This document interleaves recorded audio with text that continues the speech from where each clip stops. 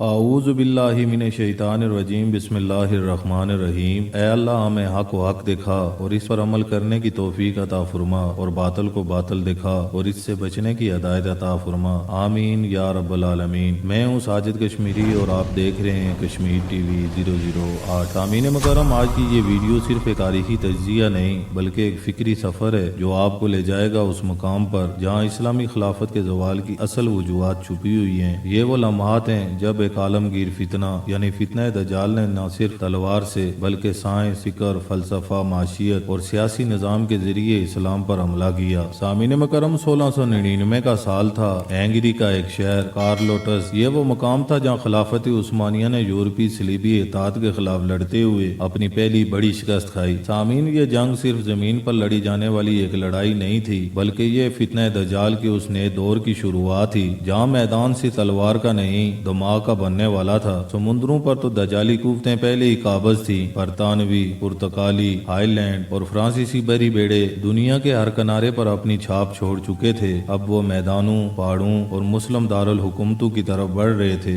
سامعین مکرم، مسلسل شکستوں کے بعد خلافت عثمانیہ مجبور ہو گئی تو وہ مغربی انداز جنگ، سائنس اور ٹیکنالوجی کو اپنائے۔ یہیں سے شروع ہوئی ایک نئی فکری غلطی کہ دشمن کے ہتھیار کو اپنا کر اسے شکست دی جا سکتی ہے۔ مدارس میں دینی تعلیم کے ساتھ ساتھ یورپی سائنس، فزکس اور یونانی فلسفہ شامل کیا گیا، مگر سوال یہ ہے کہ فکر بدلے بغیر ہتھیار اپنانے سے کیا نتیجہ مختلف نکل سکتا تھا۔ 19ویں صدی کے آخر میں ایک فکری تحریک اٹھی جسے نوجوان ترک کہا جاتا ہے۔ انہوں نے اسلامی خلافت کے نظام کو قدامت پرستی، فرسودہ اور غیر جدید قرار دینا شروع کیا۔ ان کے فکری رہنما بنے مصطفیٰ کمال اتا ترک۔ سامعین، اتا ترک نے وہی سیاسی ماڈل اپنایا جو یورپ میں فتنہ دجال نے صدیوں کی پلاننگ سے کھڑا کیا تھا: جمہوریت، سیکولرزم، قوم پرستی، مغربی تعلیم اور مذہب کی نجکاری۔ سامعین، یوں خلافت کا جسم تو باقی رہا مگر روح نکل چکی تھی۔ سامعین مکرم، 1924 میں خلافت عثمانیہ کا خاتمہ ایک اعلان سے نہیں بلکہ صدیوں کی فکری غلامی سے ہوا۔ مصطفیٰ کمال نے جب خلافت کو ختم کیا تب مسلمان صرف افسردہ تھے مگر مزاحمت کی کوئی چنگاری باقی نہ رہی۔ کیونکہ مسلمانوں کا تصور جہاد، خلافت، امت اور دینی قیادت کو ہی ختم کر دیا گیا تھا۔ اب ہر قوم اپنے مفادات کی بات کر رہی تھی جو دراصل دجالی ایجنڈے کا حصہ تھا۔ سامعین مکرم، یہاں پر یہ سمجھنا ضروری ہے کہ فتنہ دجال آنے والے ایک انسان کے علاوہ ایک فکری، سائنسی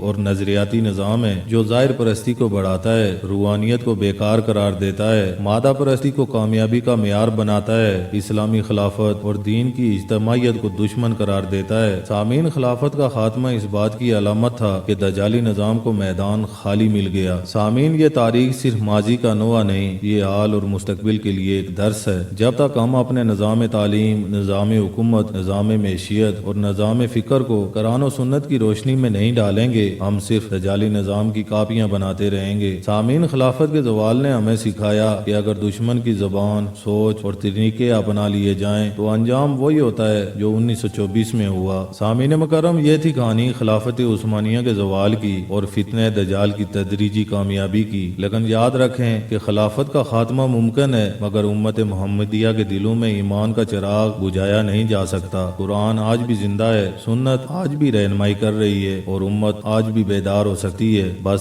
شرط یہ ہے کہ ہم خود کو پہچانیں، اپنے دشمنوں کو پہچانیں اور اس فکری غلامی کو توڑیں جو ہمیں شکست پر مجبور کرتی ہے۔ سامعین مکرم، اگر آپ چاہتے ہیں کہ ایسے ہی بیداری پیدا کرنے والے علمی اور تاریخی ویڈیوز آپ تک پہنچتی رہیں تو ابھی کشمیر ٹی وی 008 کو سبسکرائب کریں، کیونکہ دنیا کو بدلنے کے لیے ہمیں سوچ بدلنی ہوگی اور سوچ بدلنے کے لیے حق کو جاننا ہوگا۔ اللہ سے دعا ہے کہ اللہ تمام امت مسلمہ کو ہر طرح کے فتنوں اور یہود کے ہتھ کنڈوں سے محفوظ رکھے اور خاص کر فتنہ دجال سے محفوظ رکھ کر لشکر امام مہدی کا حصہ بنائے۔ آمین ثم آمین۔ السلام علیکم ورحمۃ اللہ وبرکاتہ۔